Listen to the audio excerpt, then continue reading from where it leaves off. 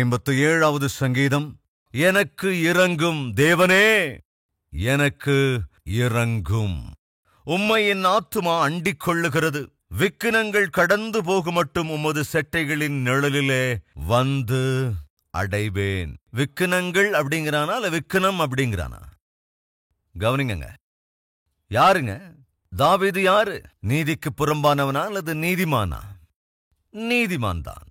வேதம் கூட சொல்லுகிறது, நீதிமானுக்கு வரும் துன்பங்கள் அநேகம்.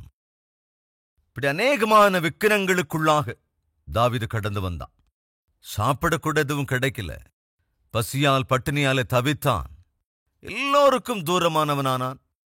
ஒரு அனாதையைப் போலாகிவிட்டான். காட்டுக்குள்ள சுத்திக்கிட்டு இருக்கிறான். ஆபத்துக்களும் அவனையே சுற்றி சுற்றி வந்து கொண்டிருக்கிறது. அப்படிப்பட்ட சமயத்தில் தான் இதோ இந்த சங்கீதத்தை பாடுகிறான். ஆண்டவரே, ஒரு விக்கினம் அல்ல, எத்தனையோ விக்கினங்கள், எவ்வளவோ அவஸ்தைகள், எவ்வளவோ ஆபத்துக்கள்.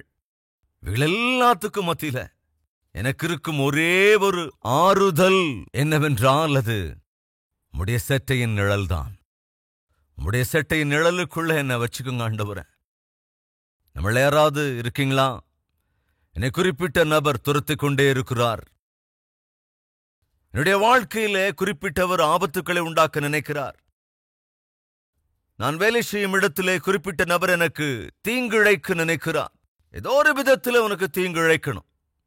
எந்த தப்பும் செய்யாத போது கூட, உங்ககிட்ட எந்த குறையும் இல்லாத போது கூட, நீ நன்மை செய்கிறவனாக இருக்கும் போது கூட, நீ உதவி செய்கிறவளாக இருக்கும் போது கூட, என்ன உதவி செய்தாலும் என்ன நன்மையை செய்தாலும் உனக்கே தீமை செய்ய வேண்டும் என்ற நோக்கத்தோடு ஒருவேளை இருந்திருக்க கூடும். தாவீதினுடைய வாழ்க்கையில நாம் கவனமாய் பார்க்கும்போது நன்மை செய்து தீமையை அனுபவிக்கிறான். உதவி செய்து இதோ பாடுகளை அனுபவித்துக் கொண்டிருக்கிறான். அப்படிப்பட்ட சமயத்தில் என்ன செய்ய வேண்டும்? ஆபத்துக்கள் நம்மை துரத்துகிற போது, அபாயம் நம்மை சுற்றிக் கொள்கிற போது நாம் என்ன செய்ய வேண்டும்? தேவனிடத்திலே முறையிட வேண்டும். தாவீது அதைத்தான் செய்தான்.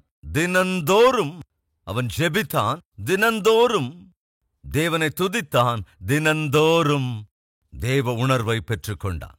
இந்த 3 விஷயங்களைத்தான் பார்க்க போகிறோம். முதலாவதாக 57ஆம் சங்கீதம் 8வது வசனம். என் மகிமையே, விழி, வீணையே, சுரமண்டலமே, விழியுங்கள். அதிகாலையில் விழித்துக் கொள்வேன். அதிகாலையில் விழித்துக் கொள்வேன்.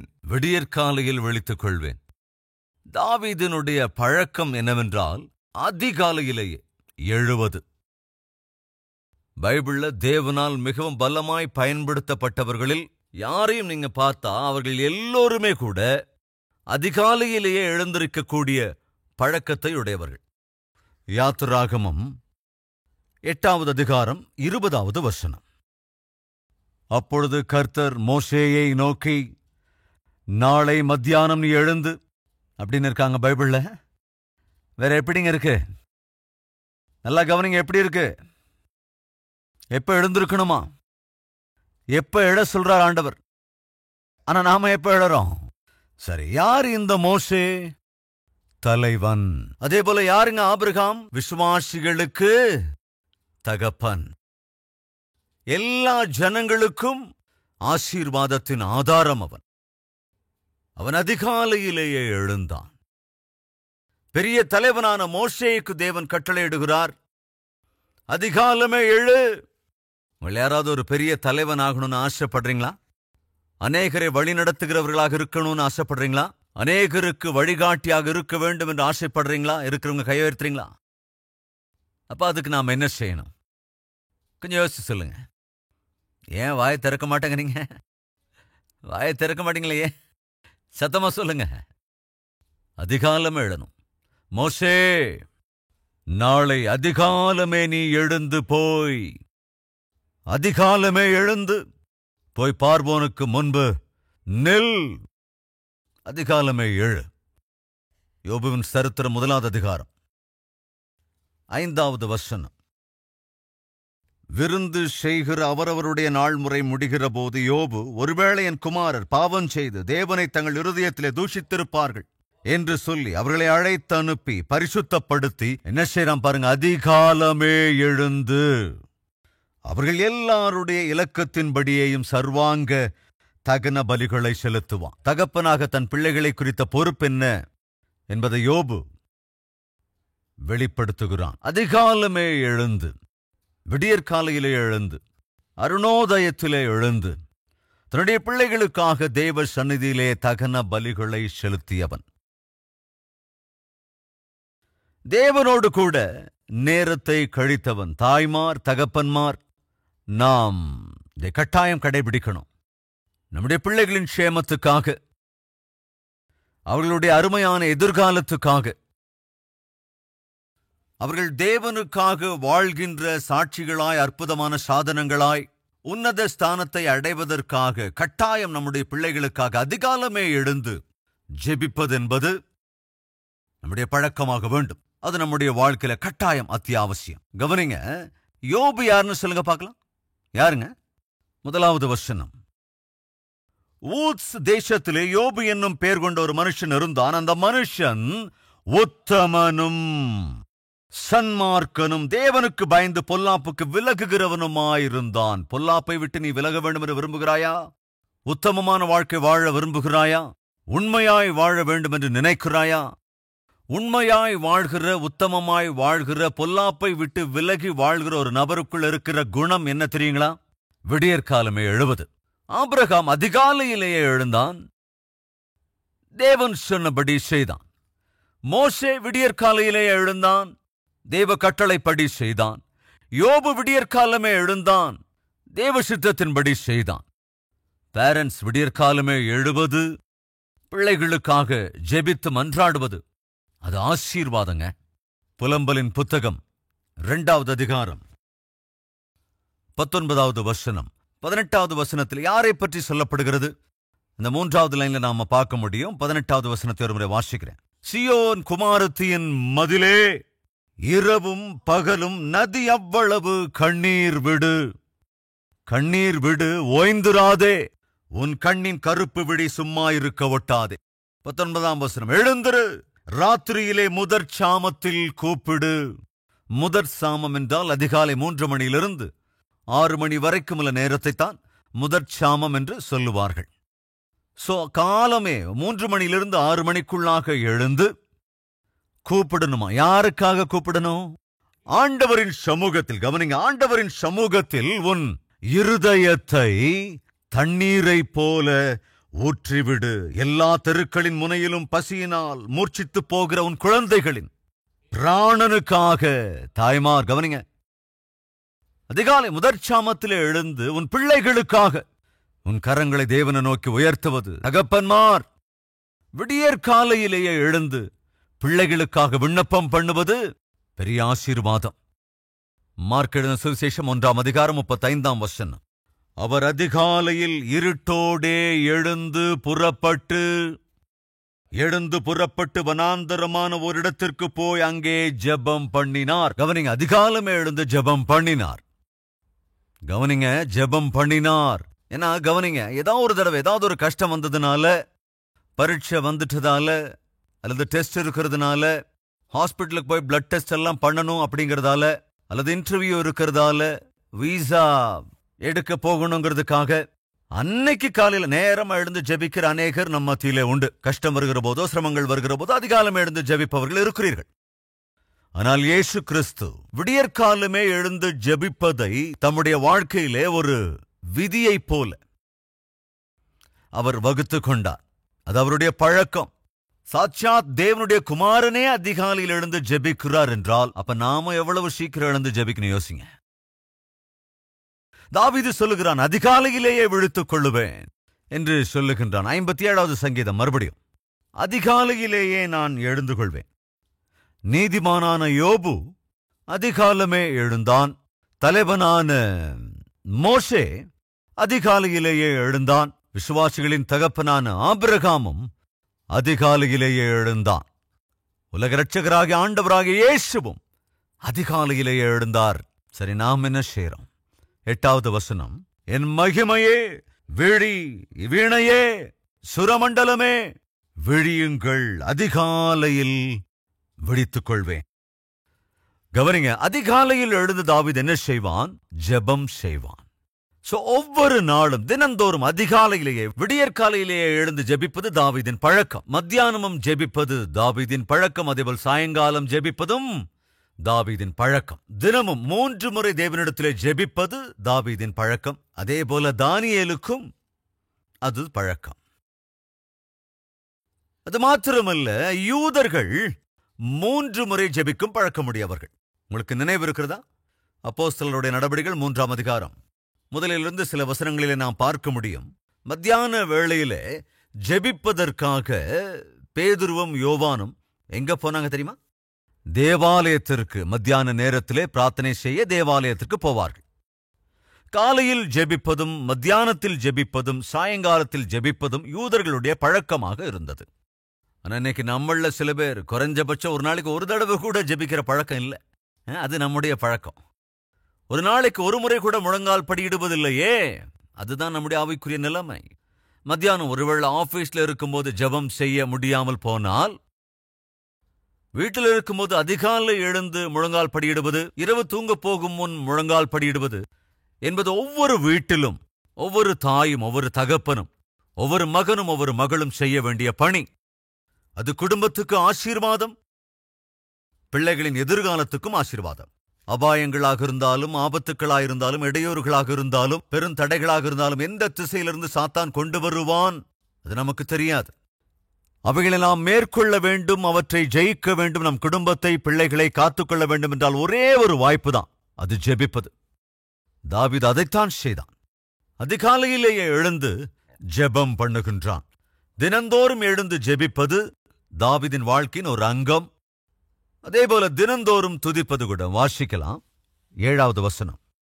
என் இருதயம் ஆயத்தமாயிருக்கிறது. தேவனே, என் இருதயம் ஆயத்தமாக இருக்கிறது. எதற்காக தாவீதின் இருதயம் ஆயத்தமாயிருக்கிறது? அவ்வளவு ஆபத்துக்கள் இருக்கும்போது ஜெபம் பண்ணுகிறான் அல்லவா? அந்த ஜெபம் தாவீதுக்கு அவன் வாழ்க்கையில் தைரியத்தை தந்தது. ஆபத்துக்களுக்கு மத்தியிலே, அபாயகரமான மனிதர்கள் சூழ்நிலைகளுக்கு மத்தியிலே தாவீது நிம்மதியோடு கூட இருந்தான் என்றால் காரணம் ஜெப வாழ்க்கை. ஜெப வாழ்க்கை கட்டாயம் உன் வாழ்க்கையில தைரியத்தை தரும்.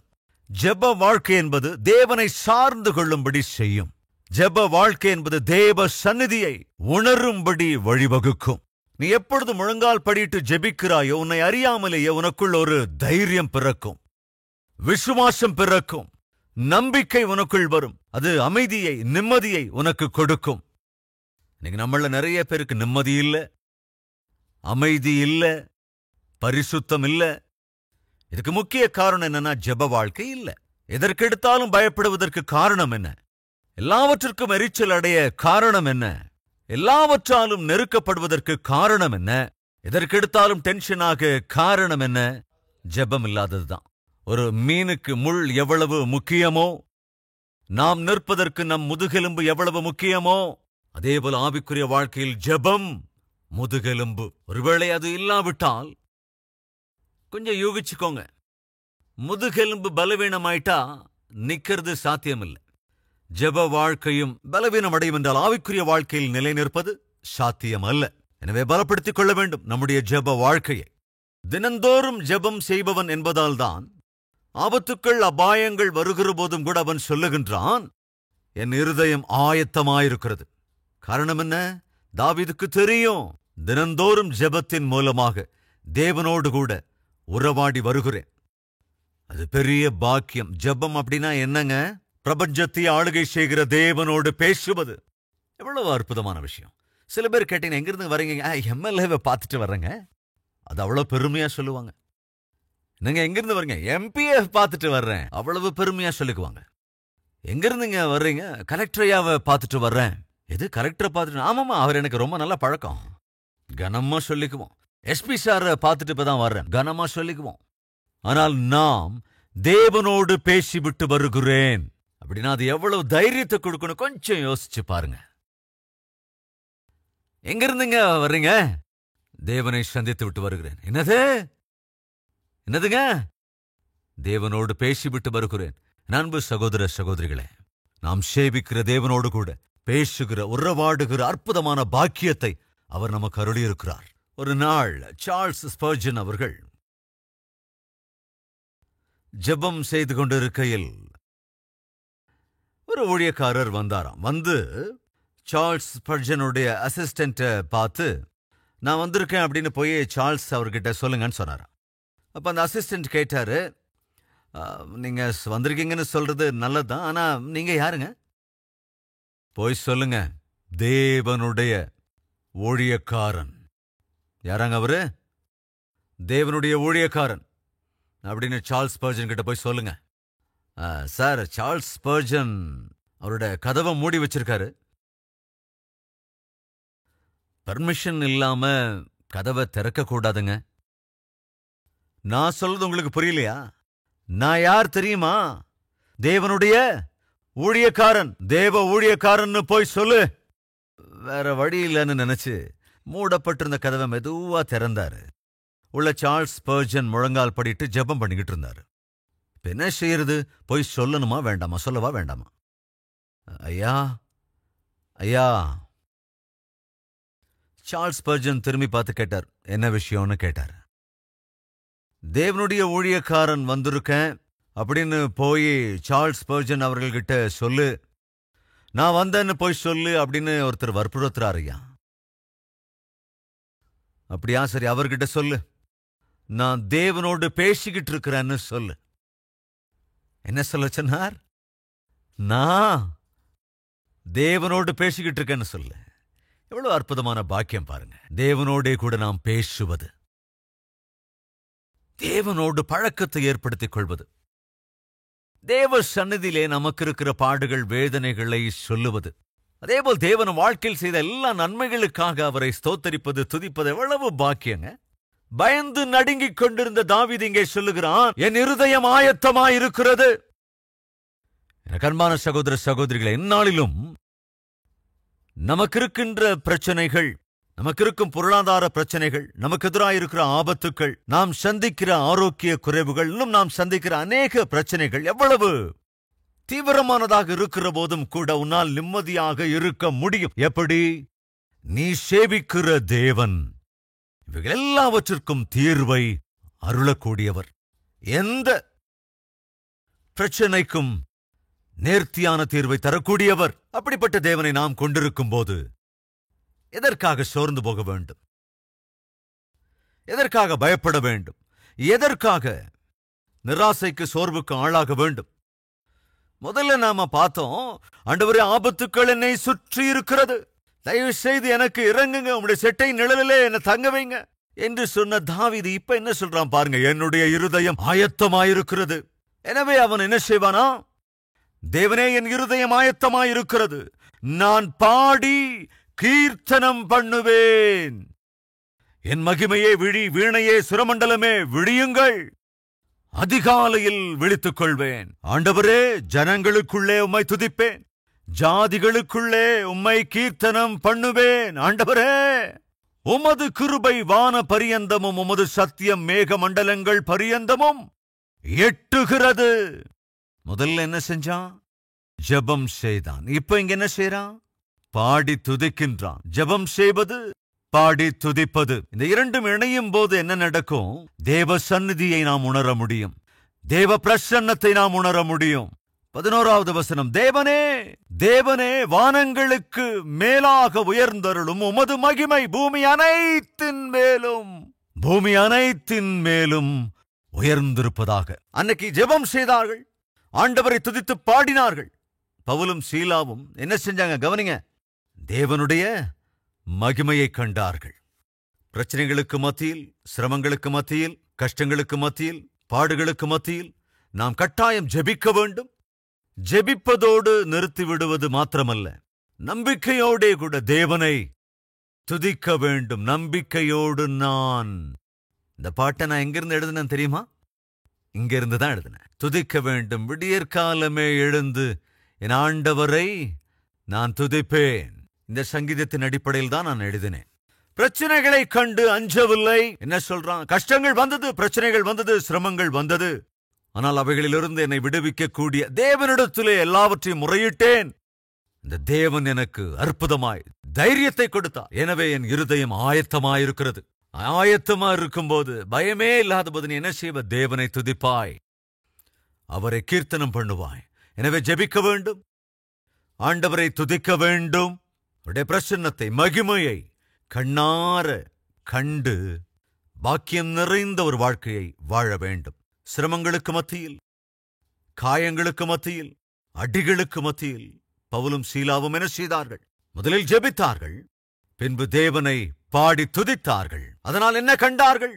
தேவனுடைய மகிமையை கண்டார்கள். ஜெபம், பாடி துதித்தல், பிரசன்னத்தை, மகிமையை உணரும் விதத்தில் தேவனுடைய மகிமையை காணும்படியாக செய்யும். வாருங்கள் ஜெபிக்கலாம்.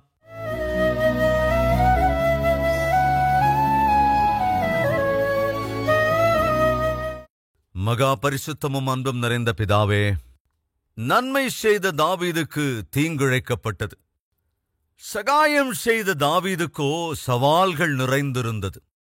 ஆனாலும் அவன் சோர்ந்து போய்விடாமல், துவண்டு விடாமல், உற்சாகம் எழுந்து களைத்து போகாமல் உம்முடைய பாதத்தை வந்து பற்றிக் கொண்டான்.